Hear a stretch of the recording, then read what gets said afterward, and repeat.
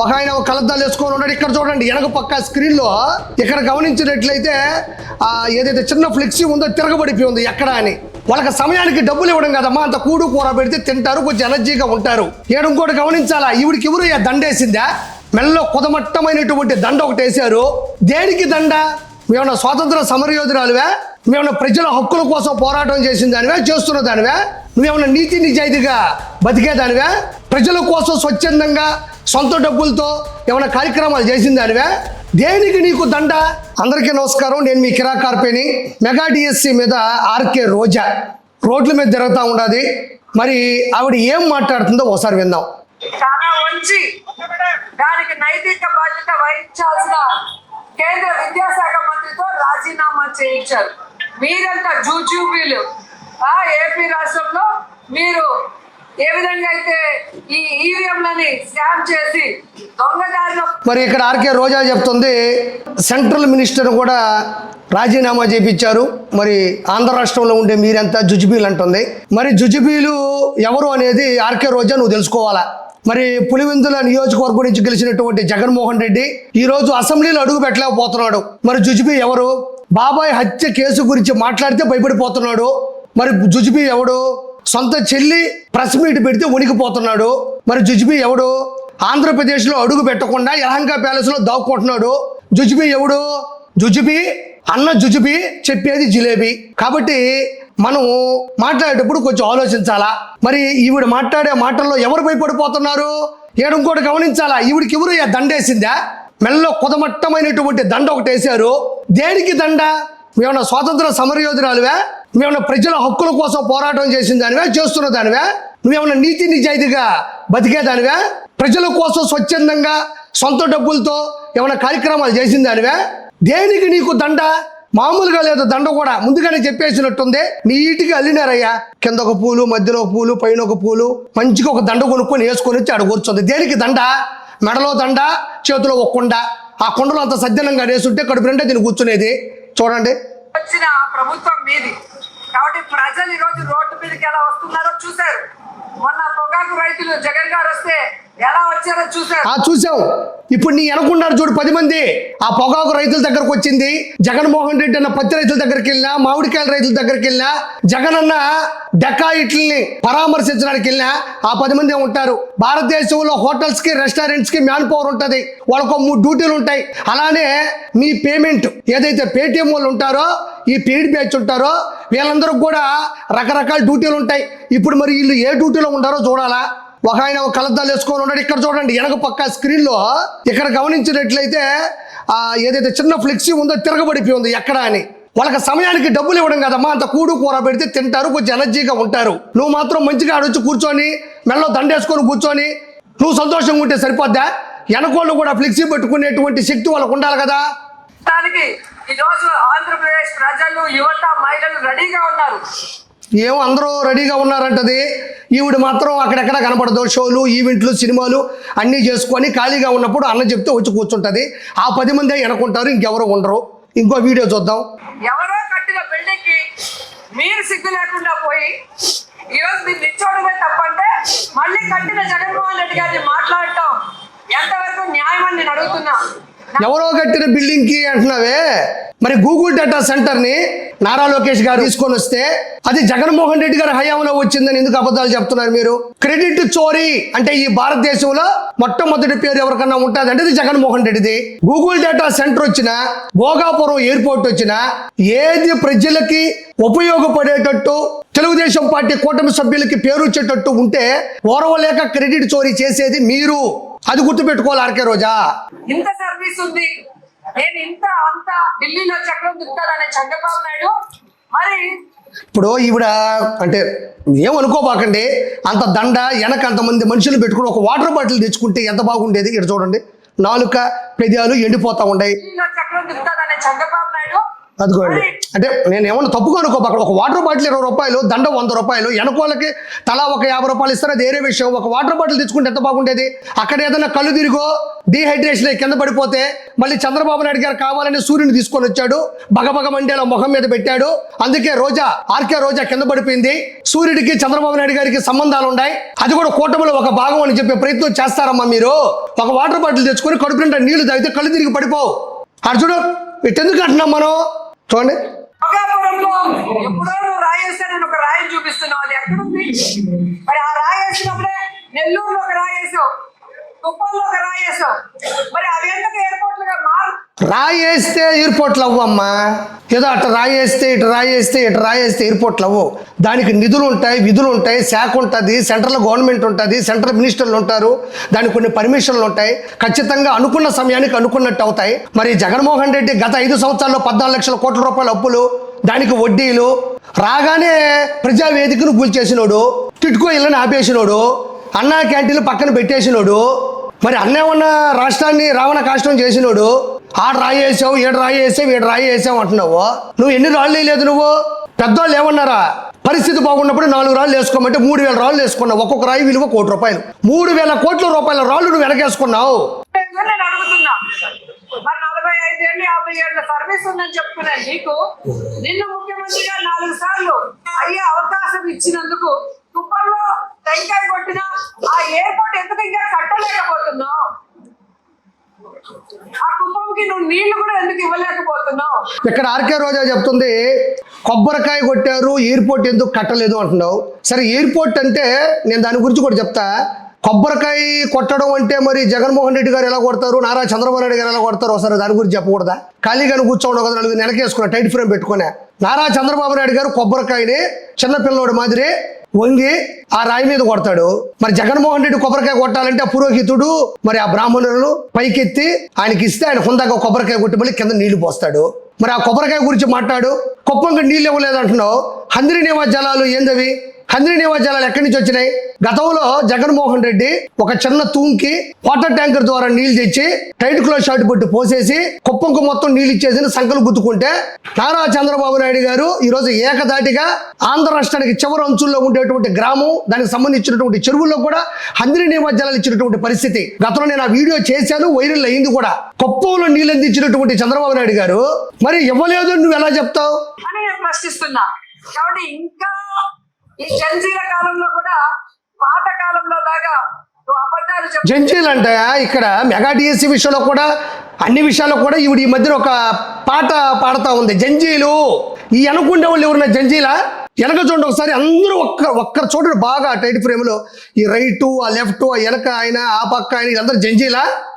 వెనకుండేది జంజి, ఈవిడ కొడుకు కొనిచ్చింది బెంజి, ఈవిడ నగిరిలో ఓడించారు గుంజి. ఆ భగవంతుడు ఎవడు చూస్తూ ఉంటాడు కదా జంజీల కాలంలో అంట. ఎవడున్నారు అక్కడ జంజిలో? సోషల్ మీడియాలో ఇమీడియట్ గా ఏది నిజం ఏది అబద్ధం అని అందరికీ తెలిసిపోయే పరిస్థితి. కాబట్టి సోషల్ మీడియా కాలంలో ఏది మంచి ఏది చెడు అని తెలిసిపోతుంది. కాబట్టే జగన్మోహన్ రెడ్డికి 151 నుంచి 11 సీట్లు కట్టబెట్టారు. జగన్మోహన్ రెడ్డి చేసినటువంటి పాపాలు, ఆయనలో ఉండే లోపాలు అన్నిటినీ కూడా సోషల్ మీడియా ఉండే కాలం కాబట్టే జనాల్లోకి తీసుకెళ్ళింది. ఈరోజు గూగుల్ డేటా సెంటర్ ఎవరు తీసుకొచ్చారు? మరి ఈరోజు 16,347 మెగా డిఎస్సి పోస్టులు భర్తీ చేసింది నారా లోకేష్ గారు.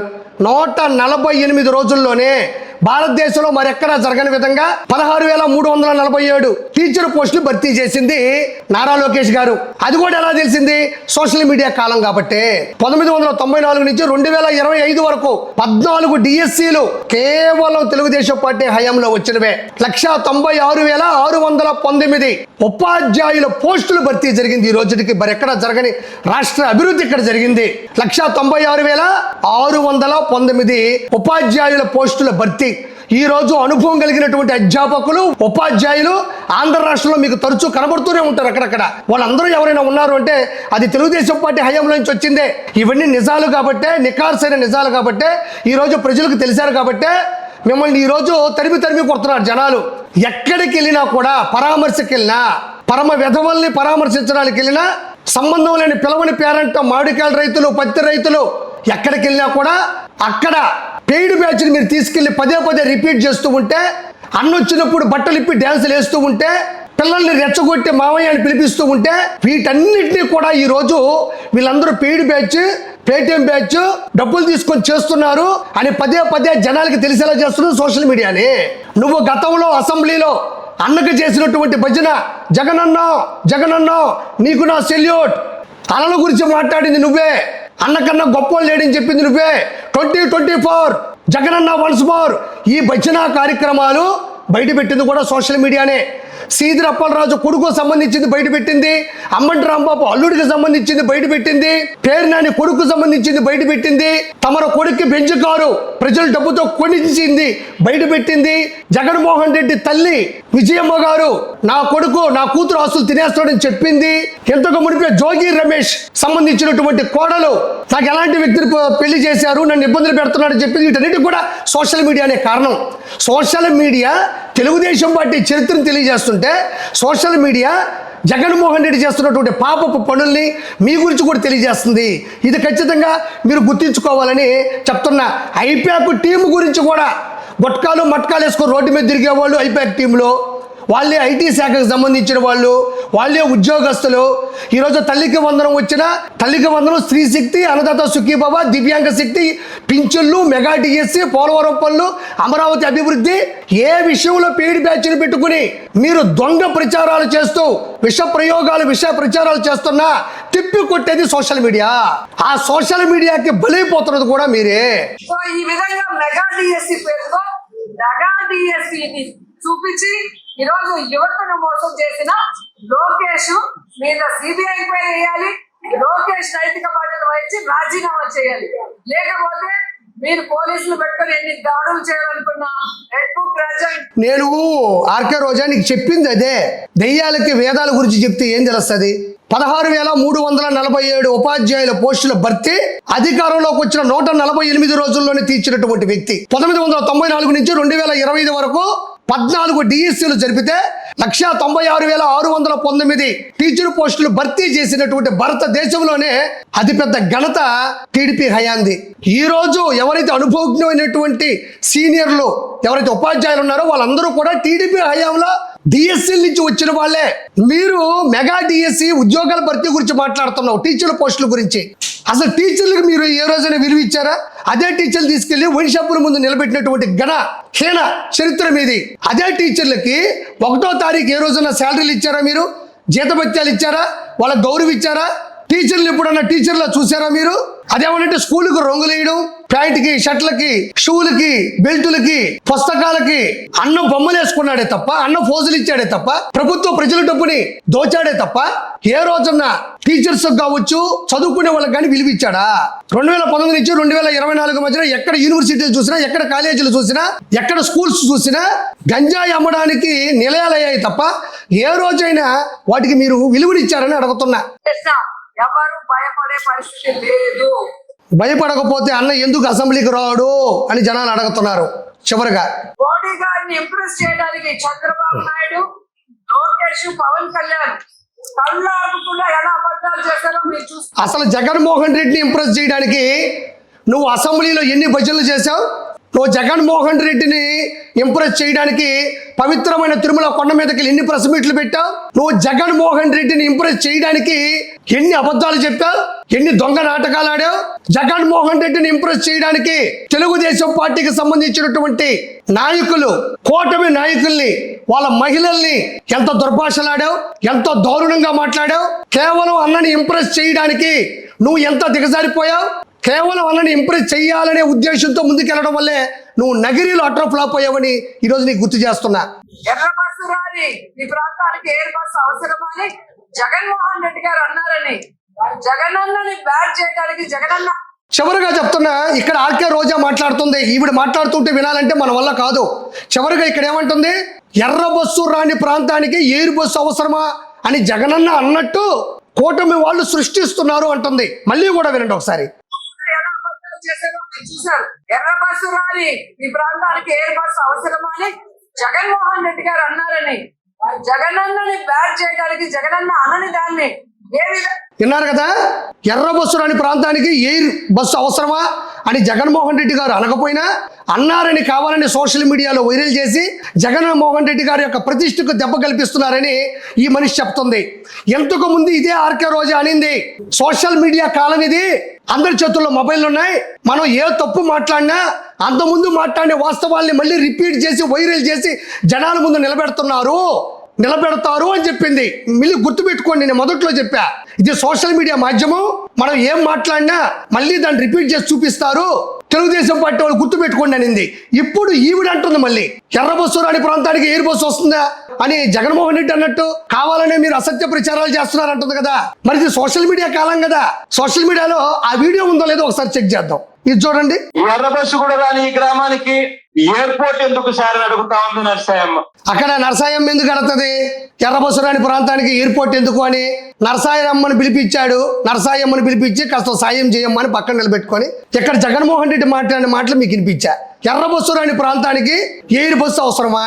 ఇది ఎవరు మాటలు? ఇవి జగన్మోహన్ రెడ్డి మాటలు. మరి ఆ రోజు మాట్లాడిన మాటలు సోషల్ మీడియా మాధ్యమాల్లో ఉన్నాయి కాబట్టి నేను మళ్ళీ చూపించాను. మరి జగన్మోహన్ రెడ్డి గారు అనలేదు, మేము ఎవరు వినలేదు అని ఎందుకు అబద్ధాలు చెప్పడం? కాబట్టి చివరిగా నేను చెప్పేది, ఆర్కే రోజా గారు 16,347 ఉపాధ్యాయుల పోస్టుల భర్తీ అయినా 1994 నుంచి 2025 వరకు 196,619 టీచర్ పోస్టుల భర్తీ అయినా ఏదైనా ఒక చరిత్ర.